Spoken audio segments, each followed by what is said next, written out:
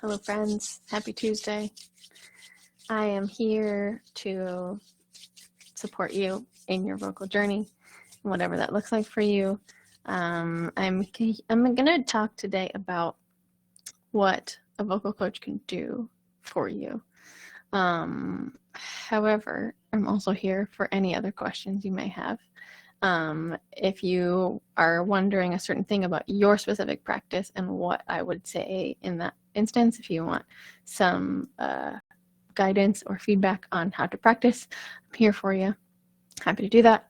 Just getting started with this live, so hopefully I will remember to say that again. If you have any questions, feel free to put them in the chat or just message me at any time. So mostly I wanted to talk today about what a voice teacher can do for you, because so many of the messages that I've been getting, the words people use, it is very interesting. And the words people use to describe their voice, usually what happens is I will ask what they're looking for, what their goals are, what their struggles are with their voice, and then the answers I get back are something along the lines of, I don't know what my real voice sounds like, or I don't know how to do this thing with my voice, or straight up stage fright, I'm terrified, I don't know how to be less anxious when I'm singing, and that creates tightness, etc. So there's so much focusing on what you don't know how to do. And I love being a vocal coach because my job primarily is to, yes, teach you vocal technique and how to actually do things in a more efficient way, but also it is to remind you that you do know how to do a lot of things already. And I know that sounds weird because so many of you are like, well, if I knew how to do it already, I would be freaking Adele, right? But that's not necessarily the case. Yes, there is some endurance that has to be built. There is some working on how to approach different notes, especially the ones that are outside of your usual comfort zone. That takes some maneuvering and learning new patterns in your voice, learning new patterns in your body in general. That takes time, and that takes presence, and that takes support, because so many people come to singing and they're like, well, I can't sing above this note. And then I go, okay, well, can you talk like Mickey Mouse? And then they go, ha ha. And I'm like, okay, you can sing that note, which is above where you said you could sing. And they're like, oh, that's part of my voice? I just thought that was a stupid character voice. I'm like, yeah, it's all part of your voice. Guess what? You are a multifaceted human and a noisemaker, and you were born this way, and you have so much ability that you don't even realize you have. The beautiful part about the human voice is it was made to express emotion, right? And because we have all this range of emotion within us and the ability to feel all that, we also came with a translation device for all of those emotions. And so we can express so many different feelings based on what we sound like in those moments. Yes? Welcome. Thanks for being here. If you have any questions, feel free to pop them in the chat, or specific things you want to work on. So for example, if I am feeling sad, I am, probably not projecting a whole lot. I'm going to walk around going, hi, how are you? And somebody asks, what's wrong? And I go, I'm fine. And they're like, no, you don't seem fine. I know, I can hear it in your voice, right? And this is just one example of what our voices do when translating our emotions, right? We can also get really angry and we raise our voice and we get louder and we have this big, powerful, booming sound.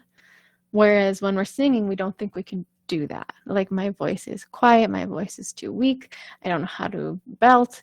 Like, these are the things that we don't even realize that we know how to do already. And so what I'm here to do is remind you that you have so much ability, vocal ability already. And that's just vocal ability. I'm not even talking about musical ability, which is a whole different conversation, right? Again, you've been listening to music your whole life. You know music. Like, you could probably write a song right now if you tried. It's just that so many of us put up this wall. Same thing with vocal ability. Or like, oh, I could never sing that Adele song. I can never sing that Taylor Swift song. She's Taylor Swift. Like, put her up on a pedestal. Even though she has the exact same mechanism you have, it's just a matter of being able to play enough and feel safe enough to make sounds that are outside of your comfort zone. And totally get the whole music thing. Like, reading music is it's such a tiny, tiny little subset of being a musician and a singer and an artist. Like, don't worry about it. I promise. I can teach you how to read music in like 30 minutes or less. And it doesn't really matter. At the end of the day, it doesn't really matter. It's really just a new language to be able to talk to other musicians with. So yeah, I wouldn't worry about that. So when we're talking about vocability, like, so many people come to a voice coach and they're like, well, I need you to teach me how to have better breath control. I need you to teach me how to sing higher. My voice doesn't go high. And I'm like, okay, interesting. Can you sigh like a Disney princess? Right? Look at what I just did. I took a nice big belly breath and I made a really high sound. Look at that. You can do that.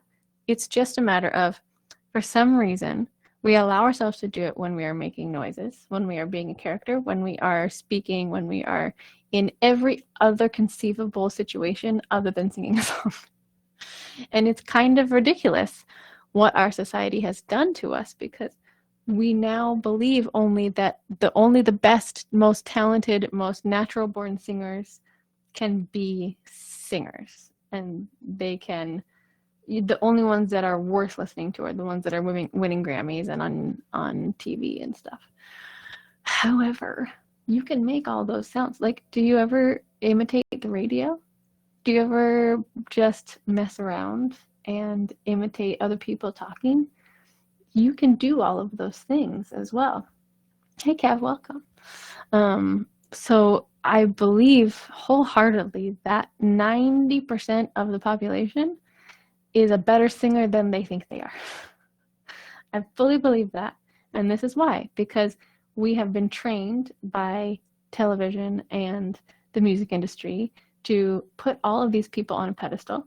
Sure, they've probably had more vocal training than most of us. Agreed. But what did that vocal training do for them? Number one, they learned how to step outside of their comfort zone and be imperfect. Oh, my phone does it too. The thumbs up thing. It's wild.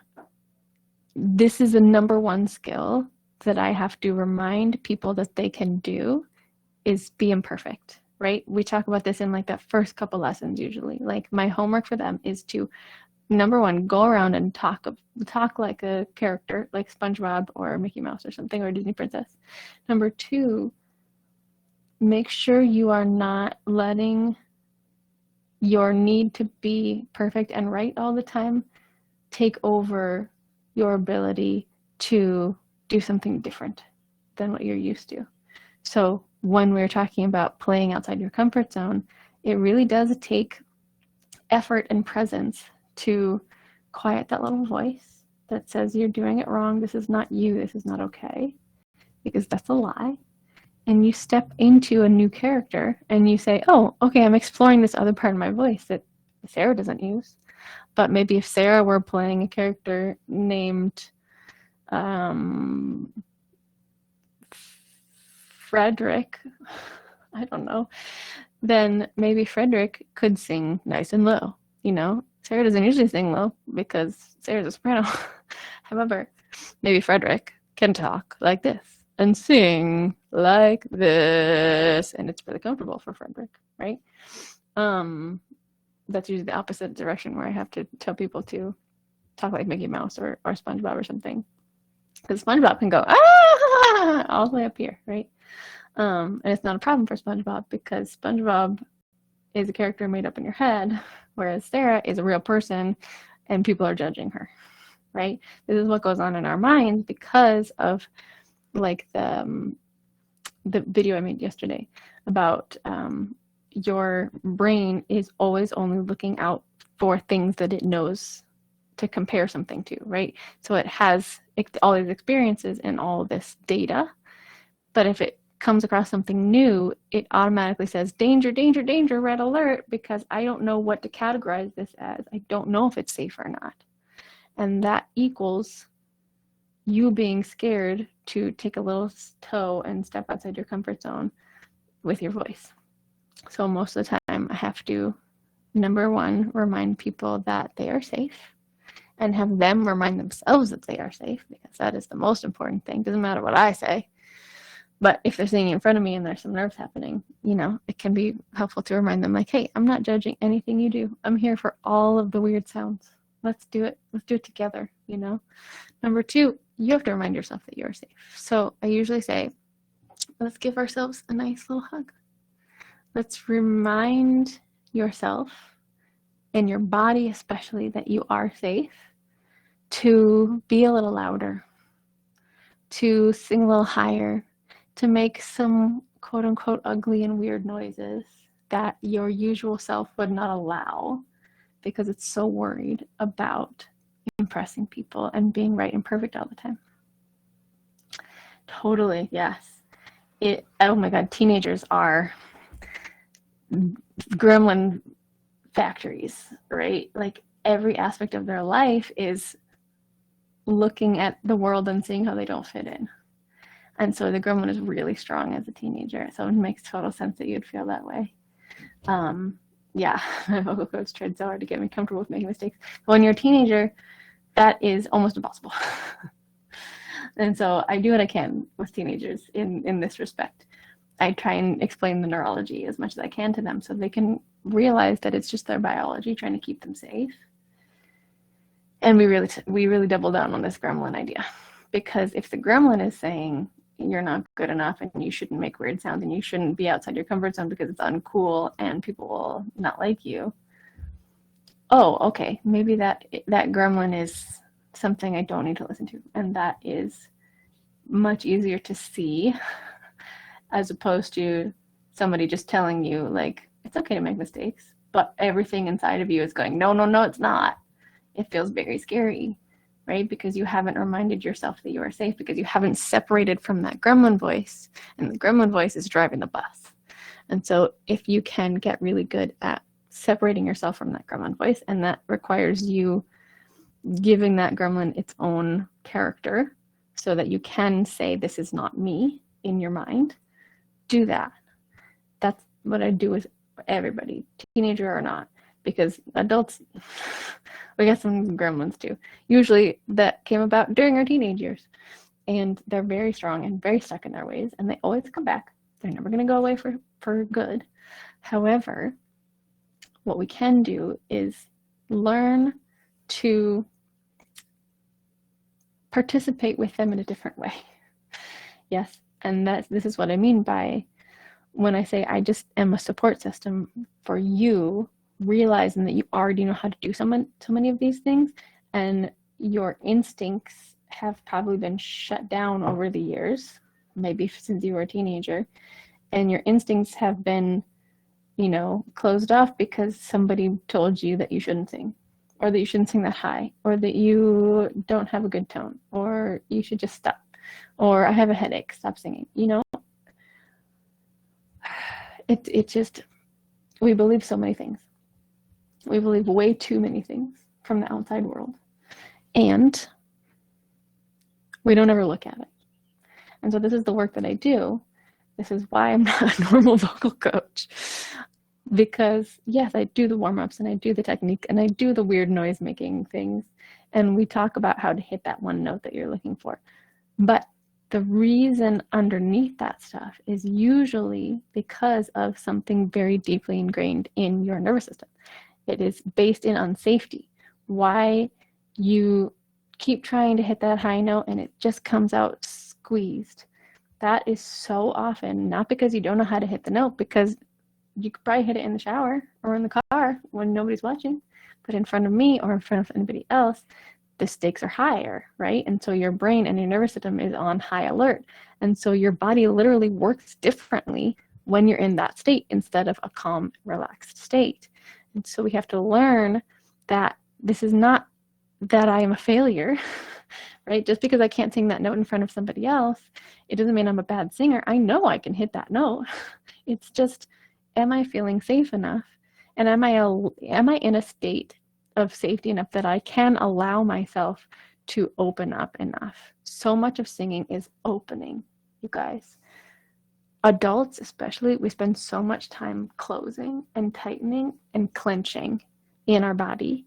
And that is most of what I help people through when learning how to sing, or sing outside of the comfort zone, or sing in a more grounded, more foundational way.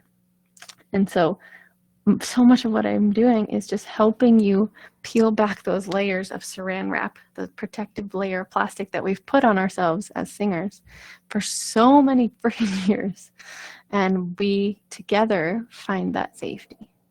And we say, okay, I am safe in this moment to relax my body. I'm safe in this moment to get my abs involved in my voice. I'm safe in this moment to open up and release into my vocal muscles. Let my instrument do what it knows how to do already and stop getting in the way of it. I am safe to make weird noises. I am safe to sing wrong notes. Wrong in quotes, yes? So this is my job. And this is why a vocal coach is so helpful, because so often we are so stuck in this gremlin mode that we cannot actually listen to anything else. The gremlin is so loud that it is saying, you cannot do this, you suck, you're doing something weird, people are going to think you're weird, people are going to think you're too loud, chill and be smaller. We're so in that, it's so loud in our ears that we cannot hear our own little inner voice that says, no, you can play, you can do something that is imperfect. But my job is to be the actual louder voice for you and to say, yes, this is what we're doing. This is actually your assignment right now. And for perfectionists, it works pretty well if I give them the assignment to actually be messy and actually sing weird notes, because that makes you think of success in a very different way. And so thinking of things that you already know how to do, like yell to somebody across the street, or like be in your head voice and be a Disney princess, or like when you're excited, you go, oh my gosh, wow, right? That's in your head voice. It's a whole different part of your voice. And so reminding your human body that it has all of these different voices inside of this little box is so much of what I do. It's really just getting you to see that too. I'm a cheerleader at the end of the day. I was never an actual cheerleader, but I really love this part of my job. It's like just reminding you, hey, you got this. You can make weird noises. Like, what would happen if you were with a kid right now? You were playing a game. Would you make this weird noise to make them laugh? Probably. What's the difference here, right? Why do we put up this huge wall and say, this sound is okay in this context, but it is not okay in this context. It has to be so much more work in this other context. Why do we do that to ourselves? Because of many years and many decades of conditioning. Like, think about American Idol. That started when I was a kid. That was very formative for me. I would watch that and I would go, oh my gosh, those people are so good. I could never be like them. Wow, look at that person. They're so amazing. They sang that on TV. Wow, look at them. And then the other way, you remember, I don't know if this was on American Idol, maybe on America's Got Talent, but then they would have the other way, and they would have the people who were singing a little off pitch, and that would be like the joke, right? It'd be like, oh man, listen to this person who is not nailing it and they're still coming and singing, like what a crazy person, right? And that is what really got ingrained into our psyche, especially if you're, if you were young like me when these shows were first coming out, and seeing that and being like, ooh, it is not safe to not be perfect. It is not safe to sing wrong notes. It is not safe to sing anywhere like that in front of anybody, because now that societally has grown so that everybody and their mom thinks they're Simon Cowell, and they have the internet to themselves, and they just go on people's profiles and say, you're not very good. You know, this is a hard thing for singers in this world. I make the weirdest noises now that I'm a mom just to make the son smile. Exactly. Totally. I love that. So if you can do that, you can make them when you're singing, right? Think about how those weird noises that you're making now in public with no shame, because you are doing it in an okay context to make a kid laugh. How do you keep those sounds and the ease with which you are making them and bring them into a song, right? Because I guarantee you're using the same coordination as you would want to use in some song that you're working on. So like, for example, like, ha ha ha ha, if you do that to a kid, that's the right up here in your head voice, right? If you're singing a high note in a song like, ah, that's a note. You're just doing it for longer and you're making it more musical. So you have the ability, you have the actual mechanism, you have all of this power to do and make the sounds you want to make. It's just that we don't allow ourselves to do that. And that is what I do for most people. And if you have, if you don't, think a vocal coach is right for you right now, totally fine. Get yourself a friend who is a safe space for you. Not a friend who is an amazing singer and will just look down on you and say, no, that's wrong.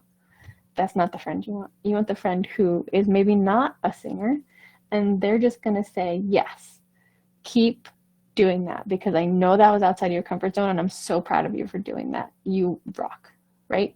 Get yourself the friend who will reward you for even stepping a toe outside your comfort zone with no judgment, and will not say, yes, that was good or bad. That's what we need. That's my job. That's what I do all day. And yes, if you're looking for, was that note correct? I will tell you if it was not correct. But most of the time, that is, oh dear. Pause due to poor connection. Reconnecting. Oh dear. Cancel. Okay, hopefully I'm still here. It was paused for a second. Here we go. Let me know if you can hear me. I will tell you if you're singing the wrong note if you want. But most people, that is just following that same good or bad spiral that they've been doing to themselves their whole lives. And so I'm not going to do that. I'm not going to do that for you. I'm not going to feed into that for you. And sometimes I do, and I forget about it. And so I have to remind myself, okay, you know what? I think I actually did this with you, Sammy. Like, I had to say, you know what? I'm not going to say whether something was good or bad after you do it.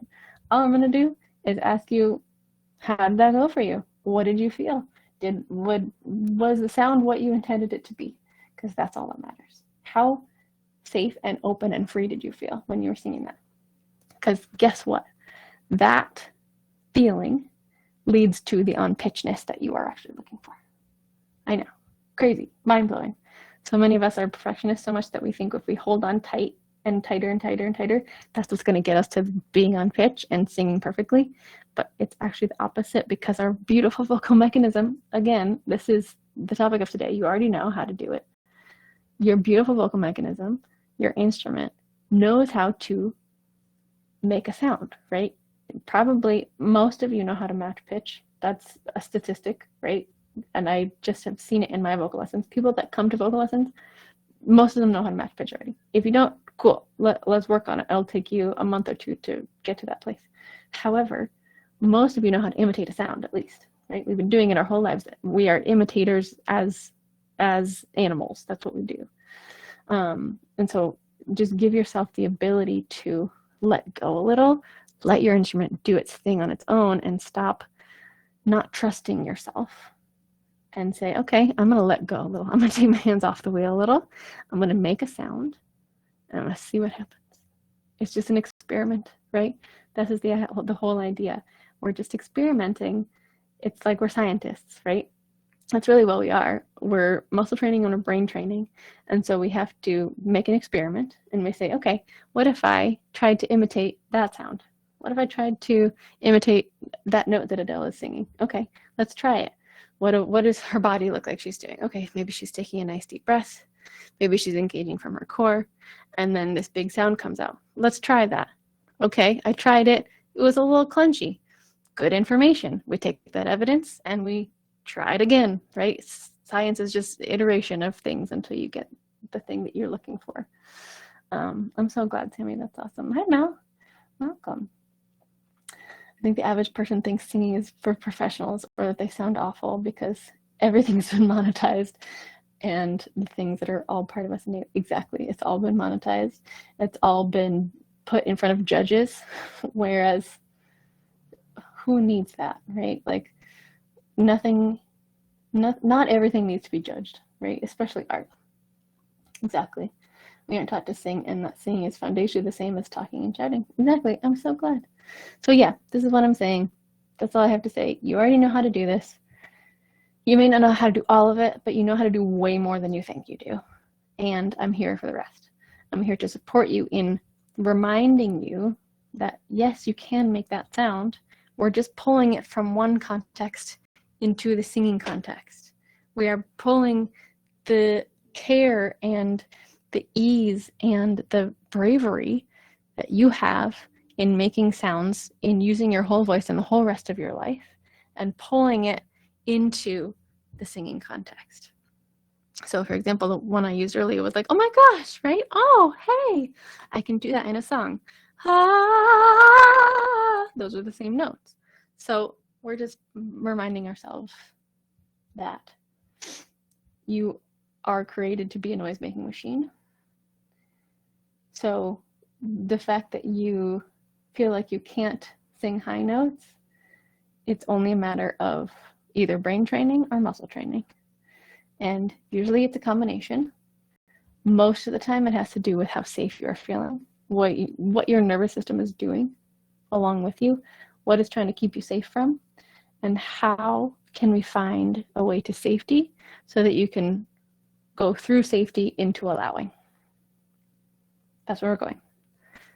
From knowledge through safety into allowing.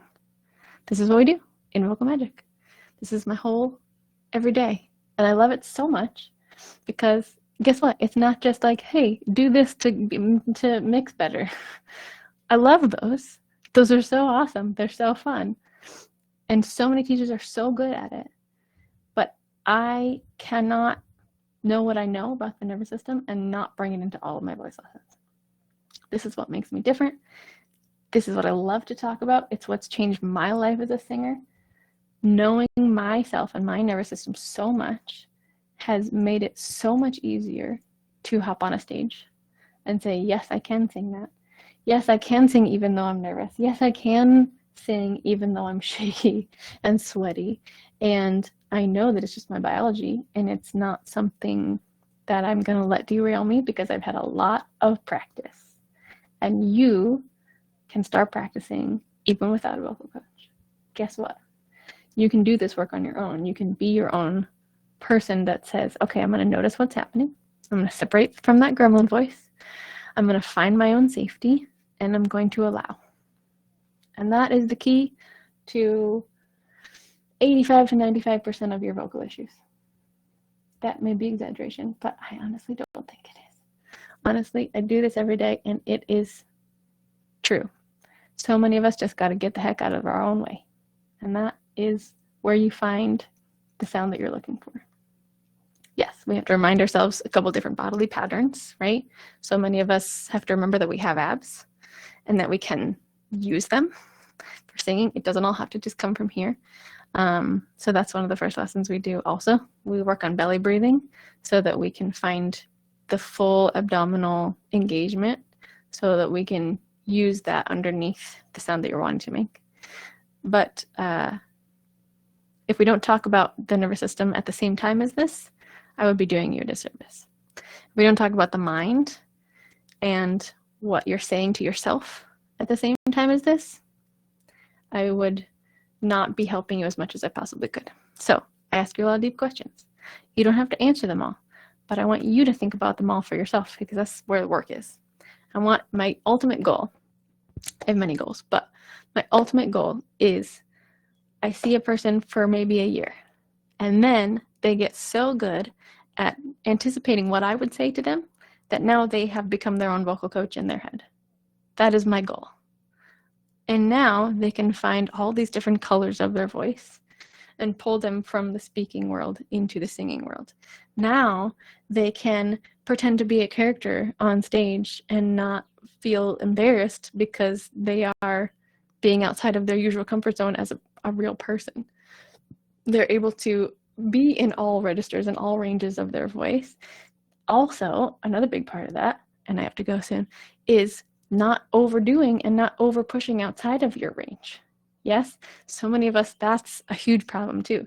We don't accept and allow our voice as it is. And so we end up pushing outside of our comfort zone and our, not the comfort zone, outside of our actual range and our actual boundaries of our voice. And then we think, oh, I'm a failure. I can't sing that. I suck. It's not true, you guys. It's not true. You have so much ability already. We're just bringing the singing to you instead of trying to fit yourself into a box of what you think singing should be because Ariana sang it that way, right? Yes, you have the same mechanism, but you have a different model. You can do the things that she's doing, but in your own way, with where you are now, with the amount of vocal training that you have, with the amount of allowing that you have, with the nervous system, with the mind, with the body that you have. We're not trying to go past that because that is where frustration and burnout comes in. It's also my job to remind you, don't overdo it. And this is me talking to myself as well. Yep, don't overdo it. Also, you can do so many things. You can do so many things more than you think you can. I love you. Appreciate you being here. Vocal Magic program doors are open currently. You can book a call until July 6th. I have opened the doors for a good long period because I know things take a while. But I only have a certain amount of spots. So the earlier you book that call, the sooner you will get a spot in the program and the sooner we can start working together. If you want to do a runway session or two before the program, happy to do that. Yes, if you have any questions about any of this, or the program at all, feel free to message me. I'm here all the time.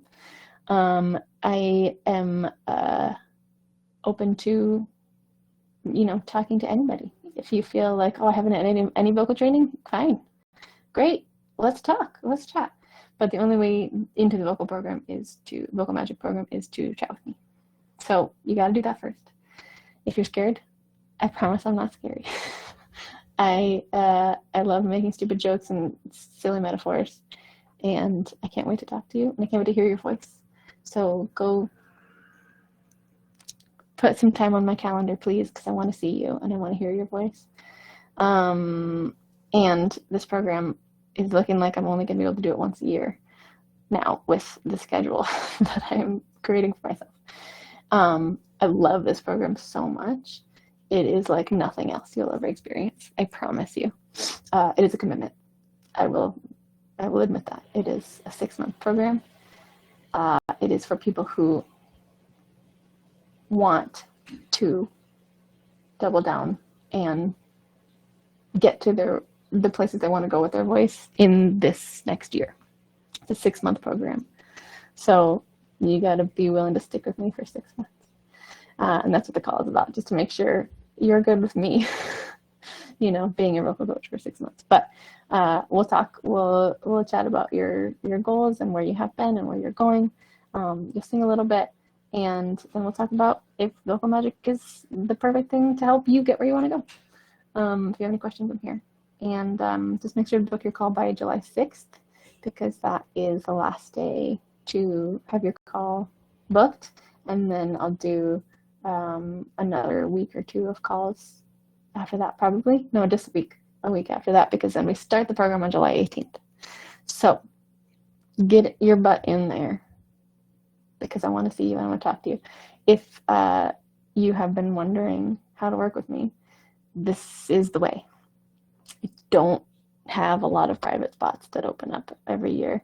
And currently, this is the only way to work with me. So get in there, message me if you have questions, and thank you for being here. Thank you for showing up. Thank you for sharing. your experiences with me. Yeah, and if you have requests for videos for me to make, please let me know. I'm always looking for the things that you want to know so that I can better serve you and your voice, and not just talk about the things that are in my head, because I talk about those all the time. So please ask me questions. I'm here for you. Vocal Magic doors are open. Last day to book a call is July 6th. I know it sounds far away, but it's really not. It's very soon. So get your spot. Let's do it. All right, I love you very much. I'll see you soon.